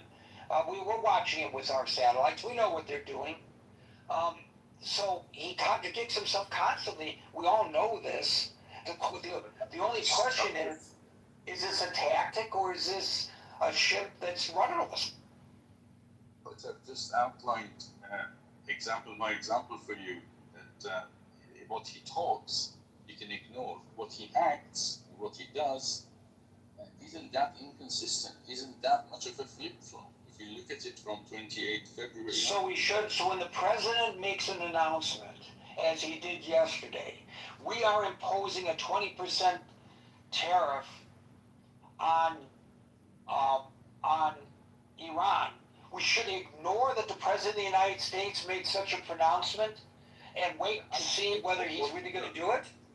Yeah, I mean, I would just. Well, what about when he said? What about when he said in the same breath, we're going to reimpose at 4 o'clock tomorrow, meaning this afternoon, the blockade? Are we supposed to suss out which part of that, the veracity we accept, and which part of it, the veracity we do not? Or do we say, well, that's what he said, but it doesn't mean anything until he actually does it? Don't the words of a president of the United States have consequences or not? Not this one. I mean, I'm sorry, I'm not a Trump fan, but I think we should ignore ignore what he says most of the time and concentrate on what he does most of the time. I think that's what I would say. I would leave it there. Well, that's really odd to suggest to a journalist. Ignore what the president says. Well, I mean, I think that puts you in the same camp in some regard, maybe from a different perspective as those who have been beating me up on Facebook for quoting the president. How dare you quote the president without saying that he's a liar, is what they're telling me. You're not a real journalist. If you were a real journalist, every time you quoted the president, you'd say he's a liar. Now maybe we take it a step further. Don't quote the president. Don't listen to what the president has to say. I think for me, a person who's been a journalist for nearly 60 years, that's the line I can't cross. I can't cross that line. I just can't do it. That's like saying stop breathing. Gary, don't listen to what the President of the United States says. Maybe other people are capable of doing that, but I'm saying that my personality, my perspective, my experience, bring the oxygen tank in. I can't breathe if somebody says to me, don't listen to what the President of the freaking United States says. It's just unfathomable for me to conceive that as a possibility. Now, maybe that's a failing on my part. I don't know. But I'm telling you, folks, that's where I am. Perusian followed by William. Hello, Gary. Good night, everybody. Dear Gary, you know, the Iranian are people who sometimes think about America meddling in this coup d'etat in the 50s, you know. And I think the president is trying to somehow, you know, he's facing actually a regime like a tree that has that its root has been destroyed by some kind of an insect, and it is already falling tree. So he's sitting beside organizing a World Cup in his nation, and he doesn't want to go to an all-out war during a World Cup. Watching how the Iranian economy is going down and down and down and down and more, is destroying slowly by slowly all important infrastructure of Iran. At the same time, the Iranian people are watching how their country, their beloved country, my beloved once country of my parents, is going, you know, it is humiliating. It's a reason to be ashamed of how our leaders in Iran, they are not my leaders, but the leaders of the Iran, the country, are destroying slowly by their madness and by their Putin-led strategy. You know, he's sitting aside, and one day he said like this to be able to say someday, look, I've tried all I could do. I give them a chance, and then another time I give them another chance, and they haven't used it, and then I even ask Israelis to not go all out to the war, and then I stopped them again, but then I supported them again because Israel is important for us, and one day it is actually, if you watch into this picture from far away, you see it is actually a competition between Russia and America. The Russians, who are actually right now the actual rulers of Iran, because all those corrupt revolutionary guard people don't have any place to live once their system will fall. They can only go to Moscow. They can only go to where Bashar Assad is living now. Their property, their girlfriends, their families, their second houses and third houses, and everything they have, it is in Russia. And the Russians have an interest to close the routes of oil to achieve a higher oil prices, to be able to finance their aggression against Europe and Ukraine. So Trump is sitting aside, watching it, giving them time. He has already spoke out an ultimatum, and I am sure that this tree without any roots, and the roots would be, unity between the people and government, kind of a patriotism. There is nothing left like this. The people of Iran are watching economy and suffering under the affection of all this war and sanctions throughout decades. And he's now waiting for the right moment to give this tree the last push to fall. And he can choose the moment when it would be the best moment to do that. He is, like Mehran said, the businessman who knows that he can achieve his goals or achieve more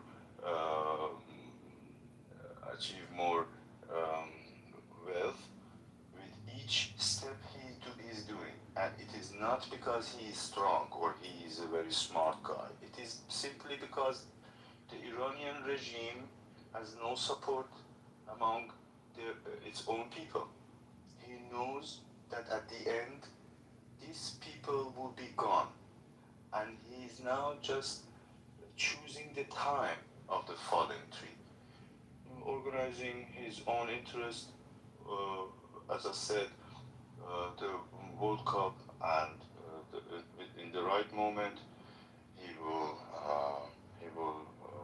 decide to give it the last push. The sad thing is, we don't, with all these actions that this regime is doing, we have to pay the price decades to our neighbors for destroying their infrastructure or making them trouble. They will send us the bill for building up their one regard destroyed infrastructure, and America would have the most gain, and he is letting Putin also have his kind of success moments just for time being, to decide at the end when he is also finishing his interest in Iran. It is very sad actually, and I hope this madness and this nightmare will come to an end for Iranian people and for the sake of the future of the Iranian people. So, Persian, I don't know whether the president is waiting for the end of the World Cup to put on a final push or not, or whether that's wishful thinking on your part. But I do want to mention this. This is what I love about this forum that we're doing. We have people calling in from all around the world, from many different perspectives. And Perusian, you brought to table something that has not been discussed. I don't think we ever discussed this. If we did, I apologize because I don't recall it having been discussed. But how Russia benefits heavily from the closure of the Strait of Hormuz. This is, I think, something that has to come, this kind of perspective, from somebody on the outside looking in who can look at it from a little bit of a different perspective, such as you did. Russia is kind of like, if you really look at it, a financial and geopolitical winner of the conflict right now. Now, where do I come up with this all of a sudden? Gary, you're a genius. No, I'm not. I'm reading this from the analysis of the Washington Institute. What the Washington Institute is telling me, it's a think tank, guess where it's located? Because Russian supply routes are entirely independent of the Persian Gulf, the blockade eliminates its primary state-backed energy competitors while driving up Moscow's revenues, which of course, given the conflict that they're involved in, this is vital. And we know that there is an alliance between Iran and Russia because Iran is providing Russia drones to attack Ukraine. So, this is really very interesting perspective that you brought and something that we should consider. Did the Iranians potentially close the strait for the sole purpose of supporting the Russians? They are already Russians. It is not Iranian. There is no Iranians anymore. The Iranian government has been found to death. Those who are ruling Iran now is the KGB. The Kremlin? The Kremlin? It was actually from the beginning of the revolution only Russia and Soviet Union that has been ruled Iran. It was a system of destroying a very important partner for the Western Alliance in the region, and it was only the plan of KGB.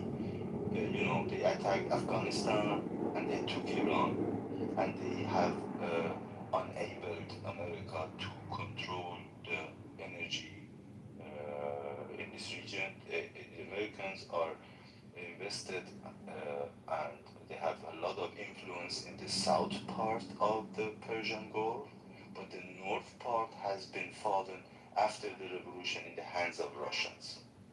So I'm reading from the Guardian. You know how I do this. Don't take it to the bank, but this is based on very quick research that I'm doing when people bring things up that I've not heard argued before.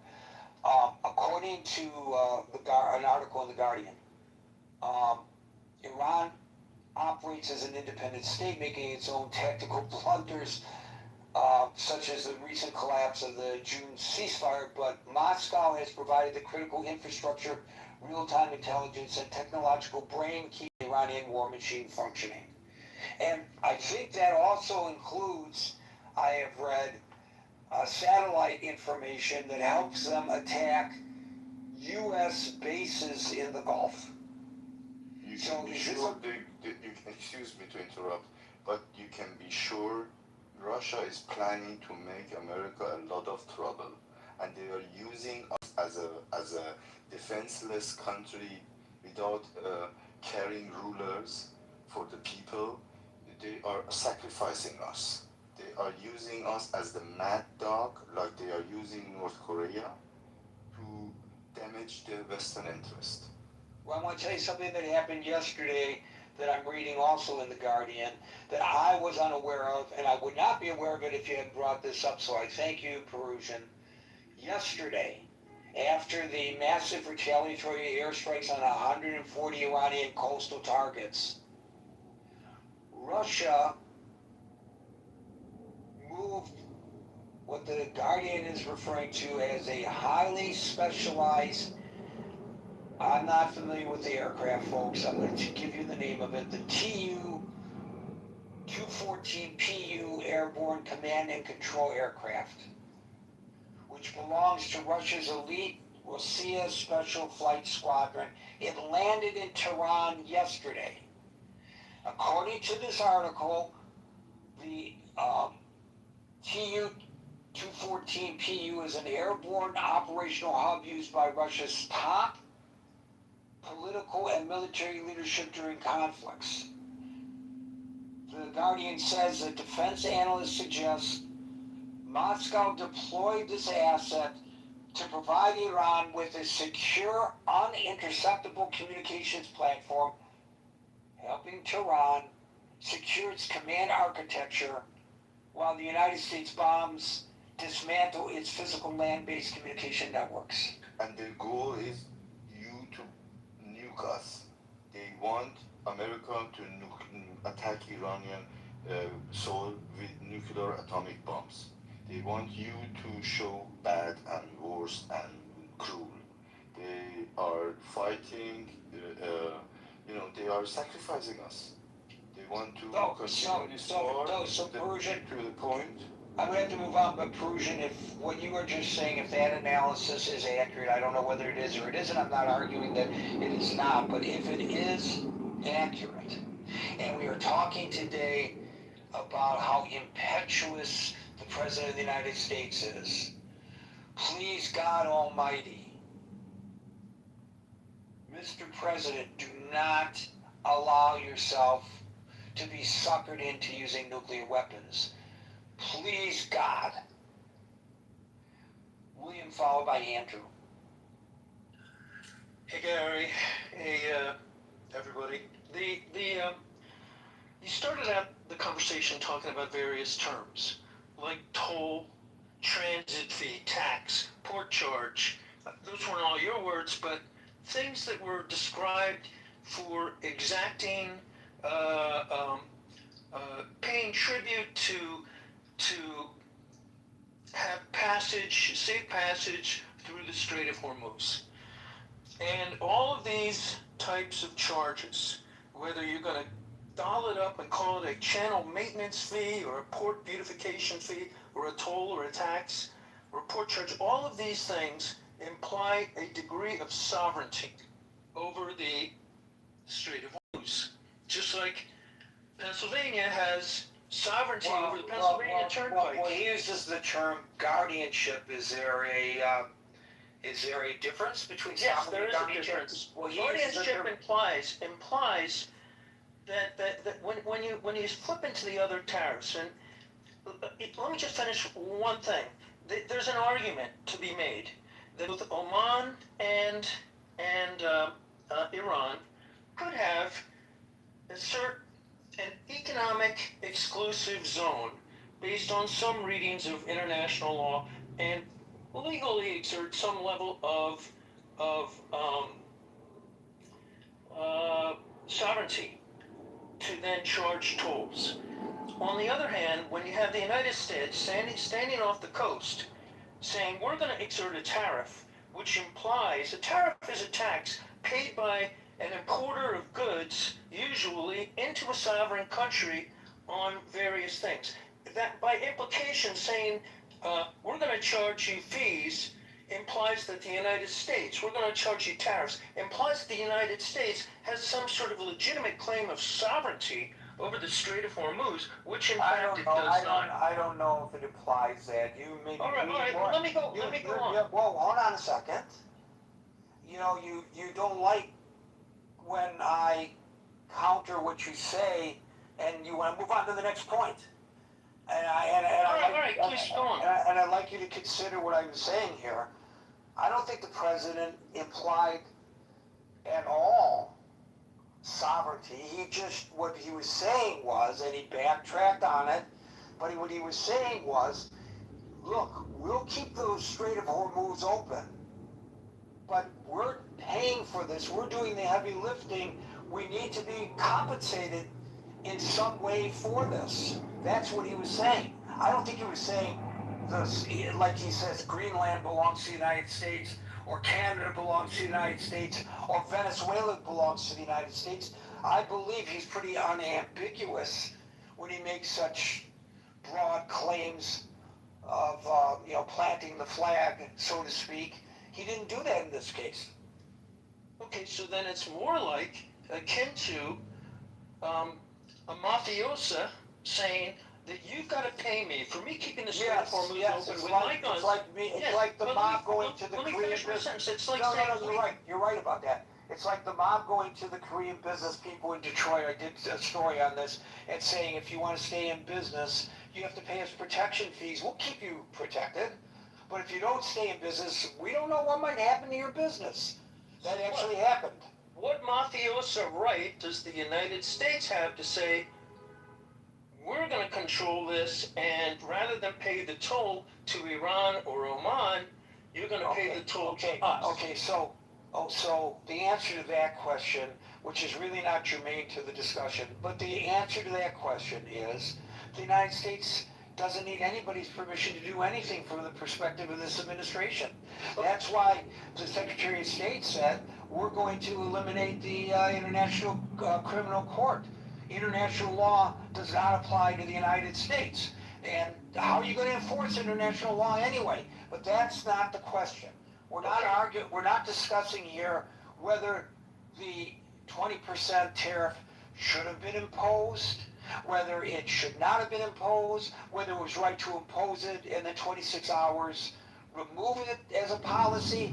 The question here is the president's flipping on issues consistently. Is that a strategy or a sign of an impetuous, rudderless government?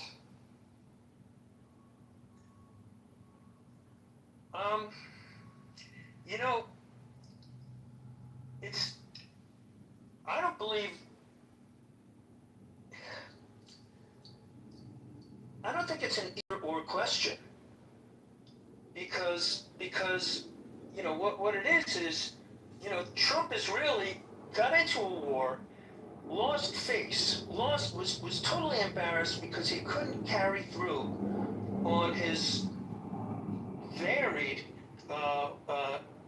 poorly articulated objectives, but really came away with a loss because what he was left with was the embarrassment of having the Strait of Hormuz closed rather than open, so that none of the real objectives were really achieved, and all the United States is then left with is a violation of international American policy that goes back to the founding of the United States Navy, where the United States Navy has stood for freedom of navigation. And so I've heard Malcolm Nance talk about this, that he was conducting freedom of navigation exercises with United States naval ships through the Persian Gulf in order to establish that indeed this is an international waterway and must remain open. And it was open, and it was respected by the Iranians and the Omanis as an open international waterway until Trump waged this war.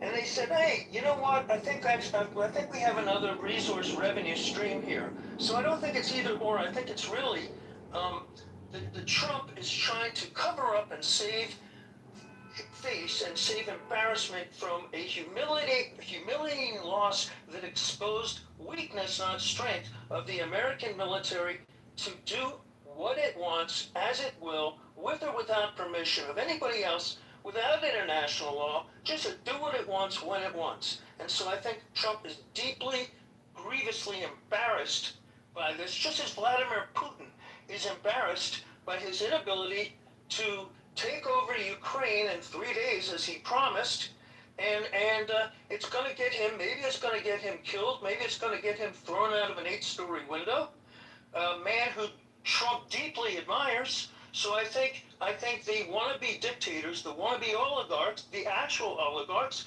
have lost face with the developments of the recent events in the world, and Putin could end up dead. We don't know. And Trump will lose his idol that way. And I think it was an important point to say that Russia and Iran, at least at the elite level, at the oligarch level, have had close contacts, and that a place of refuge for the mullahs could be Moscow, except Moscow is now under fire by the Ukrainians. And Russia itself could end up staying together or breaking apart. It looks like the Chinese are making arrangements with the Russian elite to have ties for some sort of elite stability in the event that that Putin falls. So I think there's a potential breakup of, you know, we watched the USSR fall. It looked like it was going to be all powerful until it fell apart. And you know, we could be looking at the breakup of the Russian Federation which I think would be a good thing for the world. Of course, there are those who would argue that the American empire is the one falling apart. So let's hope it's yours to Two get things could be true simultaneously. And I think the American empire has been damaged by the fact that we are proceeding without allies, which is one of their greatest assets. So, yeah, I think two things can be true at the same time. And you know, it's not just a question of flipping back and forth or different tactics. I think it's just a deep embarrassment that you know, Trump is trying to save face. And I hope the Iranian mullahs, the oppressors of the people, flee to Moscow and take refuge and take their money there, you know, and let them get out of Iran so that the Iranian people can be free. That would be wonderful. Thank you, William. We'll go to Andrew, followed by Fatah. Gary, you can hear me okay? No. Yeah, I hear you fine. Say no. Yeah, I think it's a combination of both to some degree, and I'll put it like this, I'll be very succinct. I think his strategy in regards to, or I think he's very impetuous, I think he flips at the mouth, but it gets him into trouble. Because people will either take him seriously or not take him seriously, depending on what the situation is. But in terms of NATO and the NATO allies, I think they took him seriously in terms of, you know, you're not paying enough, et cetera, et cetera. And then in terms of the trade and things of that nature against his allies, they've seen that he's been serious about it. But I think it's a failed strategy. Even if it was impetuous at first and then became a strategy, or vice versa, it doesn't matter. It's failed. Because what he's done to Canada is push us further away than we want to be, and that we've traditionally been. And there's no going back now. What he's done to Europe is the same, and we're coalescing now with Europe as our partners rather than the United States. We're buying our military equipment from Europe, not the United States. So we're talking billions of dollars that would have been going to the United States normally if you go back a couple of years. But that's not going to happen. We're looking elsewhere. So I think that's a failed strategy. So whether he's impetuous or it's something that he's conceived thoughtfully, I think it's failed. So I think that's really what you have to look at. In terms of Iran, this back and forth, I think that's a failure. Whether it's he's trying to, I don't know, keep them guessing. I don't know that they really give a shit one way or another. They're going to continue to look after their interests, there being the Iranian government, not the people. So I think that's a failure. And I would like you to consider, in relation to this, it's not really on topic, but Mr. Rubio is trying to dismantle and discredit the International Criminal Court, which you're not a signatory to, but other countries are. And the fear is that many in the administration will not be able to travel to other countries in Europe and Canada, etc., if they do something in Iran that constitutes violations of international law in the criminal courts. So, and it could be related. Thank you, Andrew. Fatah, followed by Daryl. Thank you for giving me another chance for the talk, Gary. What I'm reading, or what actually I'm getting the vibe from this room is mostly criticize Trump for every move he does. And it just kind of, unfortunately, it becoming a norm in the United States that, even if someone likes Trump, they're shy to be firm that, well, I'm actually supporting this guy, which I personally am. I love President Trump. I love everything that he does. Specifically, what he has done to Iranian people, that we're from there, we were born and raised in there. No one in the entire world has done for these people. So please, just don't be like this. Don't be like those women who were taking Tylenol on TikTok as soon as President Trump announced that, well, Tylenol is the first cause of autism. There were stupid people that they were taking Tylenol on TikTok just to prove him is wrong. So please don't be like this. That's that. Except it wasn't true. Well, that's different subject. And Gary, you're saying we can't talk about that side that you're arguing. Rubio and Trump say there's gonna be no tolls on the Strait of Hormuz, but anyone who are gonna say, okay, if the United States not gonna take these tolls, there is gonna be Iran. You're like, no, this is different subject. We're not talking about this. How can you say that? Which is, if the United States not gonna protect that area, which is there is literally less than 5 or 10% of the United States oil coming from that strait. If the United States not going to be there, sacrificing Americans' money and lives, there is going to be a country who's running by a terrorist regime taking those tolls and getting that money to the Hamas and Hezbollah and Kataib al-Haq and all these terrorist groups. So what did I say that we're not allowed to talk about? No, anyone who we're talking about, if there were a couple of people, one of them was the William, if I'm not mistaken his name. He said, okay, if United States not gonna take these tolls, Iran's gonna, and you say, well, this is different subject. We're talking about. No, I think you misunderstood. He was talking about something that was not really related to the topic at hand, which was Trump's flipping on the issues, and I wanted to redirect him. That's all. Oh, okay. I'm sorry. I thought you meant that we.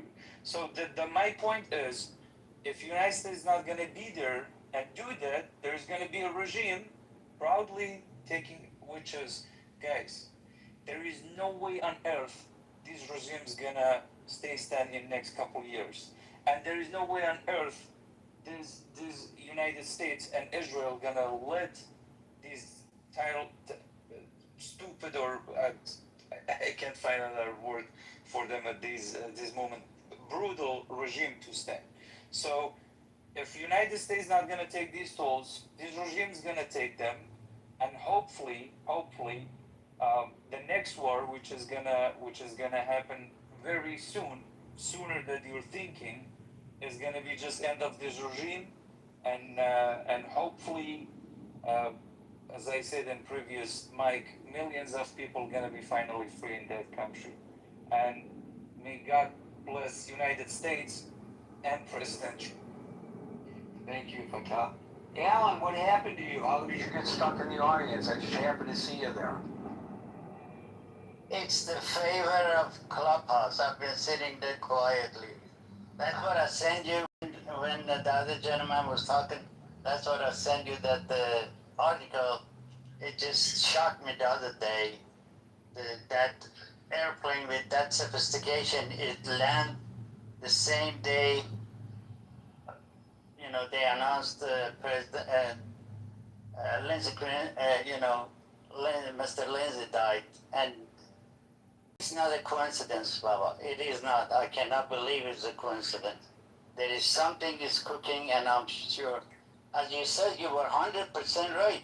Russia, since World War II, tried to get hand of free water, and the only place is free water is, it's a Persian Gulf to get down there.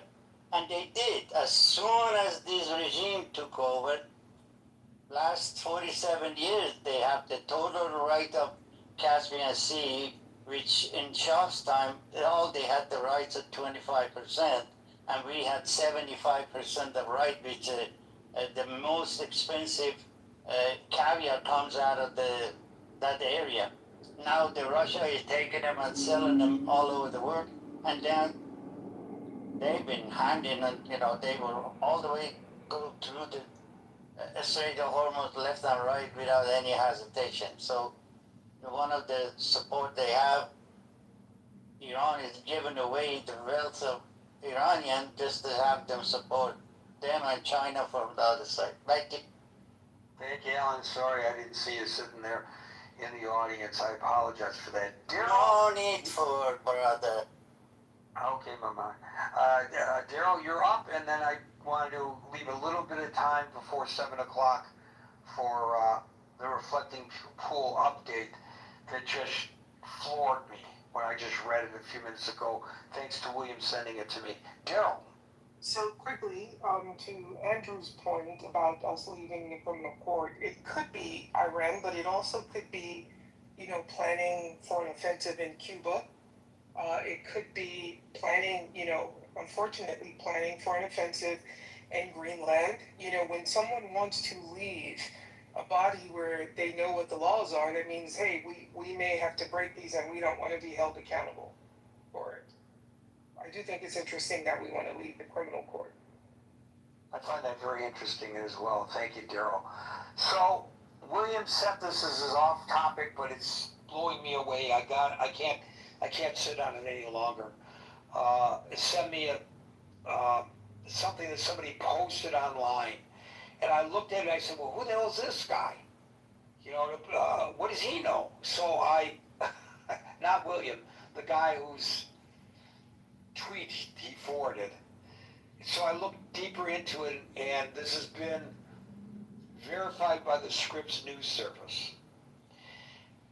So the president says that the reflecting pool was vandalized. So this poor guy on the bicycle, the Olympian, he's facing charges because he pulled the liner from the bottom. He vandalized and he says there are these long cuts in there made by box cutters or knives. The president said that. Well, when they drained the pool and you could see the photography, there are tire tracks there. And I'm thinking, how the hell did tire tracks get on the liner of the reflecting pool? Well, apparently they did a motorcade through the pool. This is not The Onion. This is the Scripps News Service. Apparently they did a motorcade through the pool. I don't know what that was about. Part of the Armed Forces presentation. I have no idea. But according to Scripps, the tire width matches the width of the tires from the motorcade. So, did the president vandalize the reflecting pool? Folks, we're here Monday through Friday from 5 o'clock New York time. So until 5 o'clock New York time tomorrow, for the next edition of the Critical Thinking Forum, everybody be safe, be well, and peace out.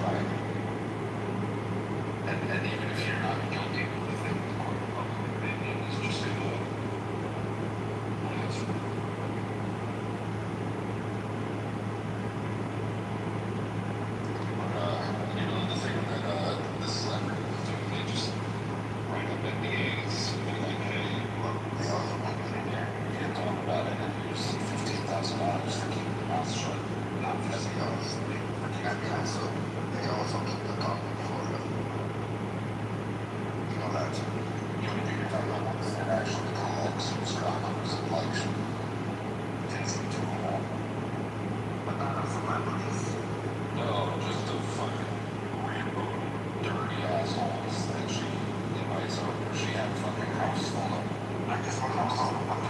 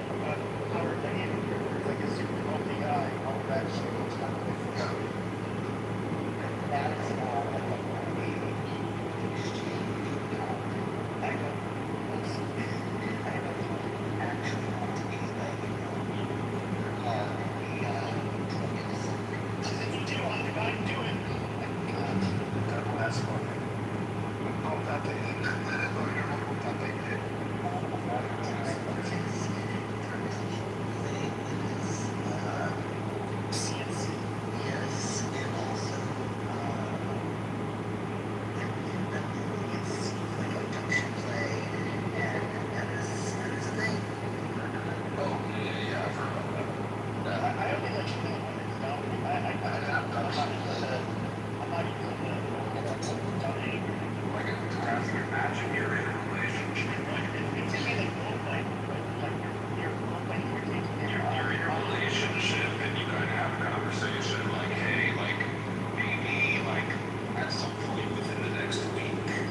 want you to like sneak out of the house and at some point like break into the house wearing like a ski mask and like conceal your identity and like what happens if I just refuse one? Would that help?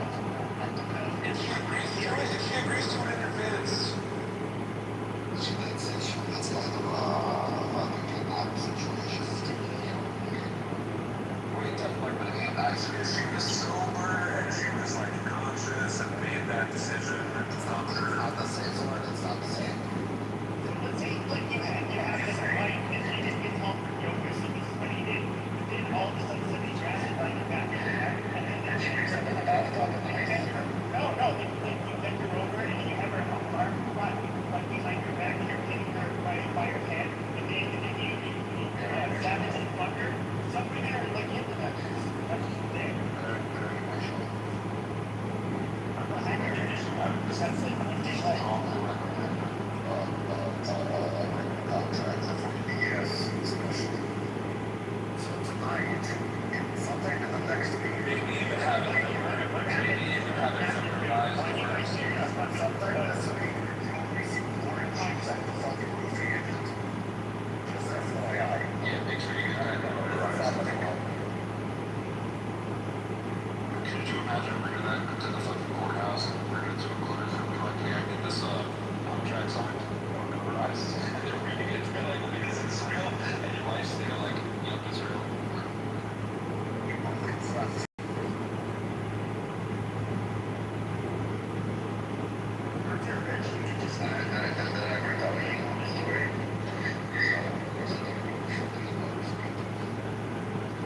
I should say the story. You better not.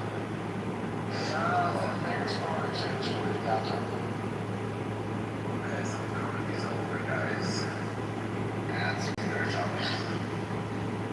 They used to go to Cuba for vacations. And they have like second lives, you can say. Whatever, not second life, just their destination. Yeah, their destination. These guys, they would do this trip once a year. So they were on these trips for years, and one time the wives would want to come with. So they say no, because it'd be suspicious, so they took the wives, one of the guys, again, these guys are now in their 70s. So what they did was, they gave their wives, they slept for almost 70-something hours for them to go out, so they thought it lasted maybe 12 hours. Your maximum 24 hours. It lasted 70-something hours. They were free for almost 2 days or whatever they wanted to keep up. They got almost 3 days, 72 hours. I'm just saying, yeah, they were stuck in for a fucking minute. And I realized that the way guys continuing to like give it to them, like you have to wake up for this, you gotta wake up late for fucking drink. They last for that long, they just mouth. So yeah, these guys are 70-something hours. And they weren't just vicious boys.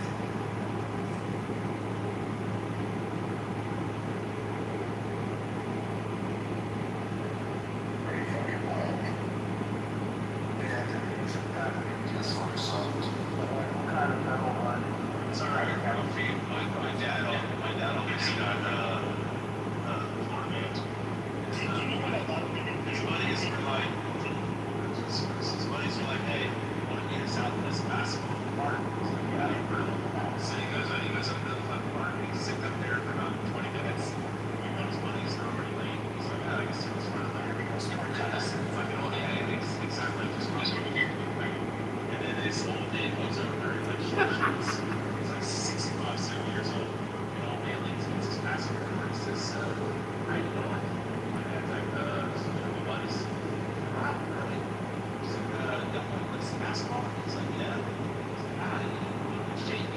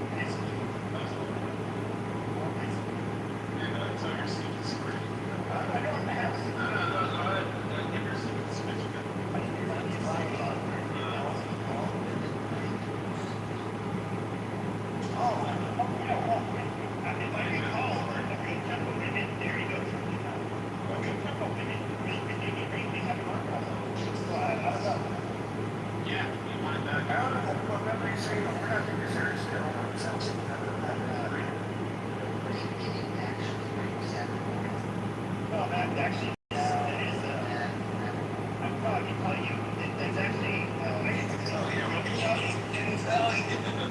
I could be joking about it, but the reality is that that does happen to some women. It's a lot more psychologically scarring than you think when it's like their body, do you have any, body basically deceiving this? Yeah, I think, it's one of the massive parts of the rest. No, if you're gonna say it, just trust me, bro. No, you'll not admit to it until you find out. I'm getting what I'm getting. And that's fine. That makes the case. Maria Baptist!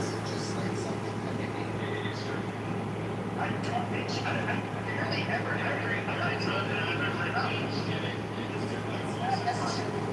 That's a bad choice of words. I mean, imagine one person said it. I find this hard to think this would be a common.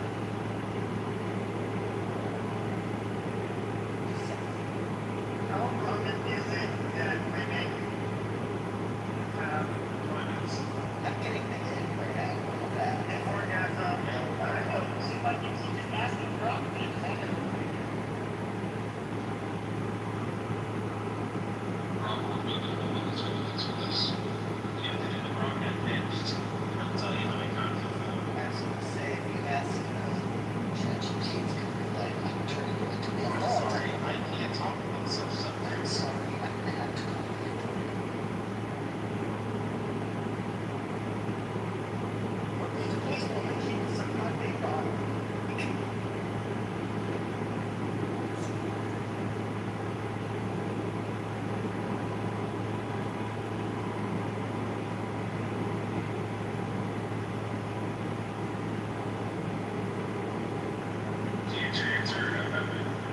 It's extremely prevalent data on orgasm during sexual response during something to ask the dots during something or other. Which one are you using? Rock. Oh, rock sucks. It's the only one I have. ChatGPT is easy to answer that. Yeah, well. Let me ask you, it's 5.6. I had to massage it. Yeah, but that's what you do to get them to climax when you do that thing.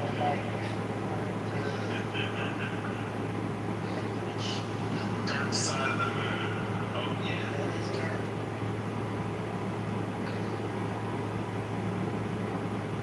Okay, so here's the result of us. If you read it in history. But it says it's uncommon when it happens in minority cases.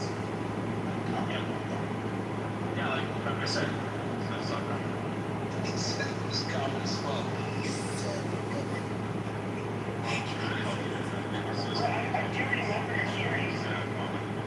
I do remember hearing that the reason it was talked about by survivors is that one of the things that we first of all can agree with something. Some of them don't survive.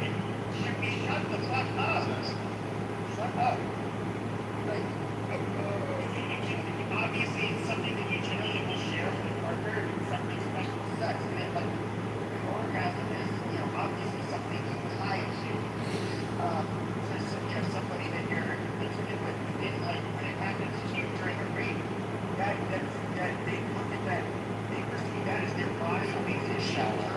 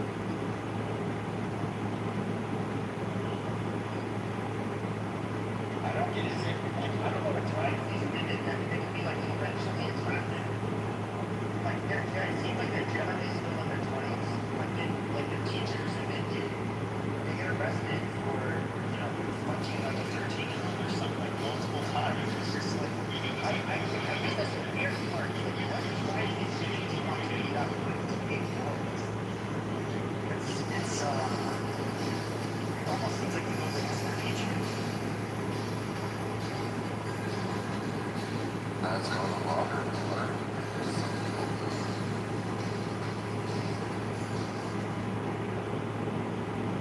Like, honestly, I see some guys,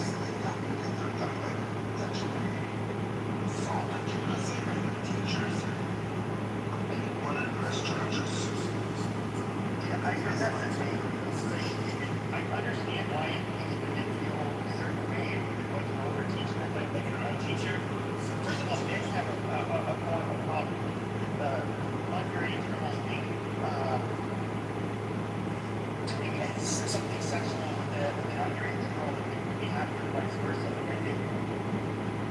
Like, if I was a teenage boy, I would not have traumatized whatsoever. It's just silly. But I guess you have more service. Bought and paid for. Check. Bought and paid for. Check.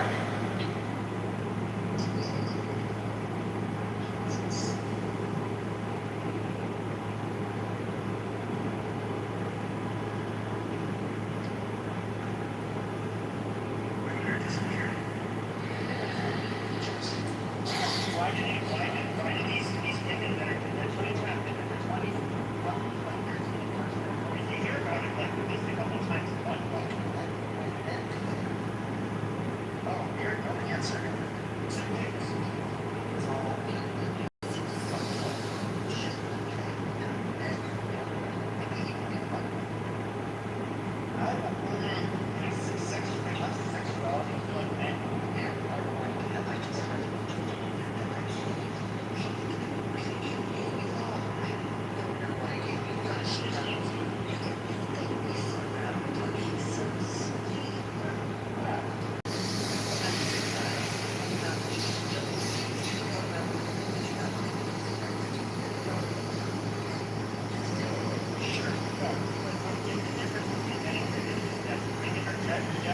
This is gonna work.